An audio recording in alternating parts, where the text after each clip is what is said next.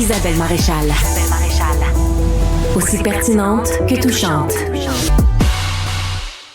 Il y a Claude qui dit, c'est ça qui arrive quand on partage beaucoup de choses entre les pays sur la planète. Quand il y a un problème avec un président, ça fait des problèmes dans le monde entier. On a bien sûr Stéphane au bout du fil. Bonjour Stéphane. Allô, ça va bien? Oui, ça va et vous, malgré tout? Mais, oui, parce que je vous avoue que on n'a pas passé une bonne fin de semaine. Là. Je pense que c'est quand même assez grave ce qui se passe. Est-ce que vous la sentez, la gravité de la chose, Stéphane? Ben, en fait, moi, je l'ai mentionné le 6 novembre quand j'écoutais Cube Radio, puis Mario, Benoît, puis Richard l'après-midi disaient « Calmez-vous, tout le monde, calmez-vous ». Moi, j'ai écrit à Cube Radio, j'ai dit « Attendez, vous n'avez pas vu, c'est un pervers narcissique. Lui, il voit pas l'univers comme le reste, comme le reste du monde. Quand on fait l'analyse, les gens font l'analyse politique. Un politicien, une personne normale ferait ça. Mais lui, c'est pas une personne normale. Il faut faire l'analyse au niveau psychanalyse. Complètement. Il y a un très bon livre qui a été écrit là-dessus il y a plusieurs années par un psychanalyste américain, Trump on the Sofa.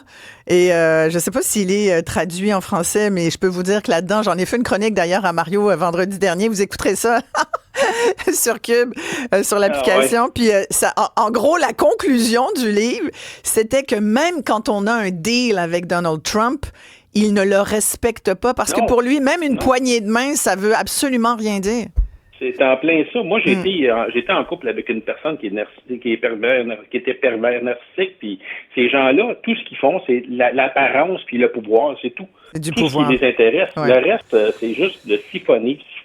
En attendant, avoir avantage aux autres. En attendant, Stéphane, on fait quoi? Canadiens, Québécois, puis il faut espérer que ces menaces envers l'Union européenne se fassent. Et que là, finalement, on puisse s'allier plusieurs personnes avec des tarifs, puis que là, le peuple américain, malheureusement, souffre, puis que là, on demande un impeachment. C'est la seule affaire qu'on peut espérer. Sinon, il faut attendre à mi-mandat. Eh ben, c'est toujours très compliqué. Vous savez qu'il pas souvent arrivé dans l'histoire américaine. Merci, Stéphane, de votre appel, en tout cas. Et merci de nous écouter. Continuez de le faire. On va se rendre tout de suite en Floride, à Allenville Beach. Il y a Mike qui est là-bas, qui nous écoute. Bonjour, Mike. Salut, ça va bien? Ça va très bien. Vous de là-bas, vous faites quoi? Baissez votre radio, par exemple, si possible, qu'on vous entende bien. Est-ce que, il y a plein de Québécois là, de Floride qui disaient dans les derniers jours qu'ils étaient tellement découragés, ils allaient vendre leur condo, leur maison. Vous, allez-vous revenir au Québec, Mike? Oui, au mois d'avril. Ah, c'est ça, oui. Parce que la chaleur va reprendre au Québec. Oui. Je ne veux pas dépasser mon 6 mois non plus. Là. Habituellement, je suis 5 mois et 3 semaines ici. Là, mais vous ne vendrez pas, là. Vous vendrez pas. Non, moi, je suis un grand allergique au froid et à la neige, malheureusement. Mais vous avez... un chien que je dois marcher 3-4 fois par jour. Fin octobre, déjà, c'était des -2. Puis, mais votre réaction, quand même, comme Québécois en Floride, là, vous êtes chez l'ennemi, là. Alors, qu'est-ce que vous faites pour être un peu solidaire, quand même, avec vos compatriotes québécois et canadiens? Ben, la semaine dernière, là, j'écoutais M. Dutrisac, puis j'ai annulé mon X, j'ai annulé mon Amazon. Puis là, ce matin, Benoît, il va annuler Netflix, puis je vais faire pareil. Puis j'ai une épicerie à faire aujourd'hui. Je vais regarder le plus possible d'acheter hors américain. Le vin californien, c'est sûr, c'est scratché sur la liste. Vous irez vous allez chez Publix, vous, pour faire votre épicerie? Ouais. Vous achèterez de la salade québécoise. Il y a de la salade Attitude qui est vendue chez Publix. Ah, ben habituellement, je vais chez Winn-Dixie, mais là, je vais aller voir ça chez Publix, c'est pas de problème. Je veux dire, je regarde tout ça, qu'est-ce qui se passe aux nouvelles américaines, CNN, même Bloomberg, ce matin, ils sont pas très contents de M. Trump. Ça, c'est sûr. Les marchés américains aussi vont pâtir de ça. Merci beaucoup, Mike. Stéphane, un autre Stéphane est avec nous. Bonjour, Stéphane. Allô? Êtes-vous là, Stéphane? C'est Claude. Ah, bon, ben Claude, parlez-moi. Oui. OK, j'attendais après Stéphane. Désolé. je suis à l'autre de la retraite bientôt, puis là, je pense que je vais repousser ça parce que je trouve pas ça banal trop, parce que c'est toute notre économie qui repose sur des notions de profit.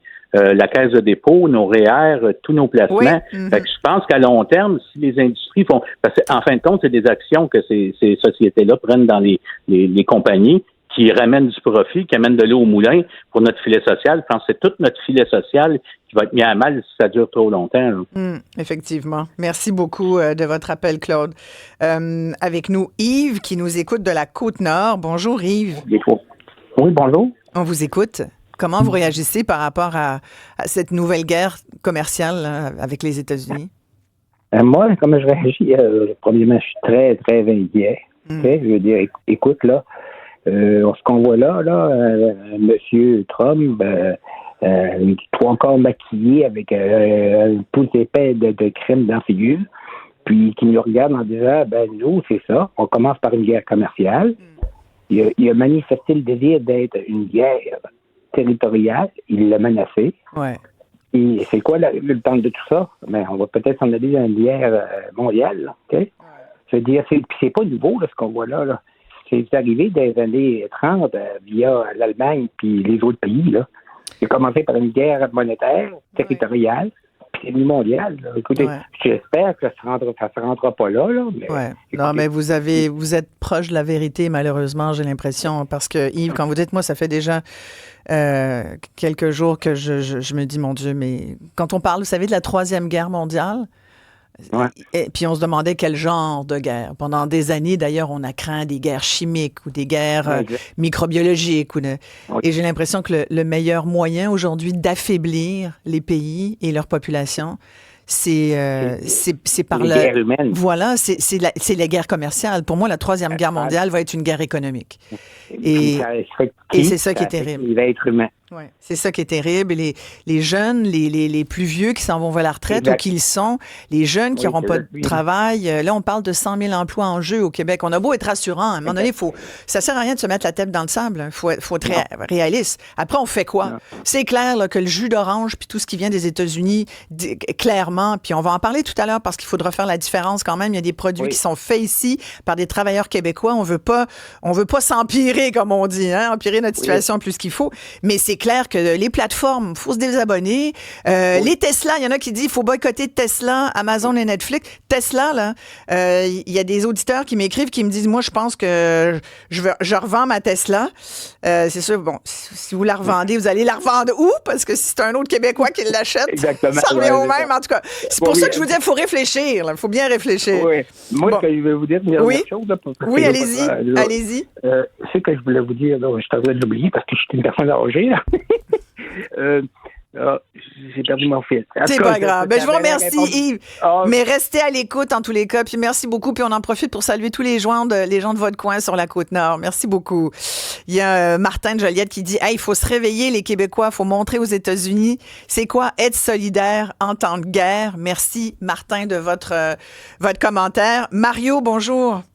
Allô, comment ça va? Ça va bien, malgré tout, parce que vous êtes là, parce que les gens sont là, puis que j'ai l'impression il y a comme un mouvement de solidarité là, qui est en train de se lever, et ça, c'est bon. C'est ça qu'il faut nourrir, et c'est ça qu'il faut amplifier, parce que sinon, on n'y arrivera pas. Là, si tout le monde pense juste à sa pomme, on n'y arrivera pas. Mais vous, Mario, comment vous voyez ça? Moi, je suis tellement content, là, Isabelle, de ce qui se passe. Là. Êtes-vous sérieux? Je suis très sérieux, parce que je trouve que les Québécois, on n'apprécie pas tout ce qu'on a, tout ce qu'on a eu dans notre vie. Puis je vais vous donner un exemple, madame. Oui. Le monde en revient de voyage, jamais ils disent que ça a coûté cher. Ils disent tout, c'était beau, on a eu du fun. Puis ils arrivent devant la pinte de lait, puis ils se mettent à pleurer. Puis aujourd'hui, on parle de « Hey, on va checker les chips », mais il y a personne qui dit « Je vais couper mon voyage, je vais annuler mon voyage ». Mais on parle de chips. Ouais. On peut-tu couper les vraies choses puis se tenir vraiment pour une fois? Mais qu'est-ce que vous en pensez, vous, par exemple, de la SAQ, la décision du gouvernement là, de sortir les vins américains? Puis c'est une vraie joke. Pensez-vous que ça va ébranler les États-Unis, ça? C'est ça. Pourquoi le gars en Floride, et le gars qui est en Floride, il revient pas, là? Pourquoi qu'on revient pas? Ouais. Ben ouais, on prend tout ce qui est le bon, puis tout ce qui est le bon, puis moi, je souhaite tellement qu'on devienne américain parce que les Québécois, on se tient pas, on s'est jamais tenu. Puis là, on parle de chips, puis de jus d'orange, puis jus d'orange, puis on parle du beurre d'arachide qui est fabriqué chez Kraft. Que c'est, en tout cas, mais que le monde coupe tout leur voyage aujourd'hui. Ouais. Mais ça, on le fera pas parce qu'il faut qu'on y aille.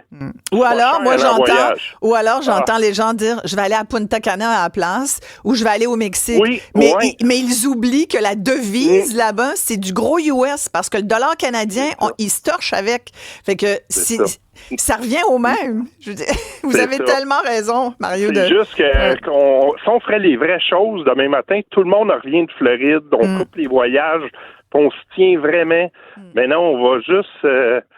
en tout cas, moi, je souhaite juste qu'on devienne américain parce que depuis 1945, on n'a jamais entendu quelqu'un dire « Hey, l'armement, il est pas fort aux États. » Mais non, au Québec. Mais je vais vous dire un truc, Mario, en terminant. Moi, je voudrais pas être une Américaine, je voudrais pas qu'on soit un 51e État, même si dans les faits, on a l'impression de l'être déjà, là, même pas besoin de nous annexer, tellement on est intégré à eux, tellement parfois on pense pareil, malheureusement. Mais je voudrais pas l'être juste pour pas avoir Trump comme président. J'aurais honte que cet homme-là me représente. Ça, je suis bien d'accord avec vous, mais moi, j'ai honte parce qu'on se tient pas, puis on n'apprécie pas. Il n'y a jamais personne qui a dit hey, « Je suis content, au Québec, on mange bien, on est chanceux. » Et non, on fait il y a Lucie qui est d'accord avec vous, Mario. Elle dit, je suis d'accord pour bouder les États-Unis pour nos vacances, pour nos voyages, mais s'ils font pareil, ça va être dur pour notre industrie touristique. Ben non, Louis, je vous rassure.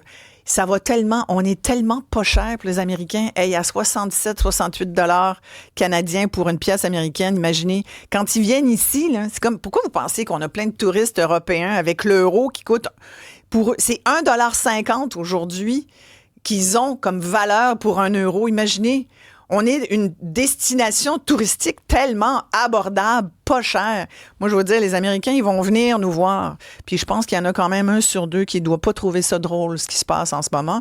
Parce que oui, c'est Donald Trump qui est au pouvoir, mais il y a près d'un Américain sur 2 qui a même pas voté pour lui. C'est ça les problèmes aujourd'hui de nos gouvernements. On a des gouvernements qui ne nous représentent pas. On n'a pas besoin d'aller bien loin. Regardez chez nous, là. On va aller à la pause ici. On va poursuivre tout de suite après avec notre analyste politique, ancien chef de cabinet d'Andrew Scheer, conservateur, Marc-André Leclerc, que vous voyez bien sûr à TVA LCN. Et puis on poursuit aussi avec vos commentaires à vous par texto 187 Cube Radio. Vous pouvez m'appeler n'importe quand jusqu'à 11h en faisant le 1-877-827-2346.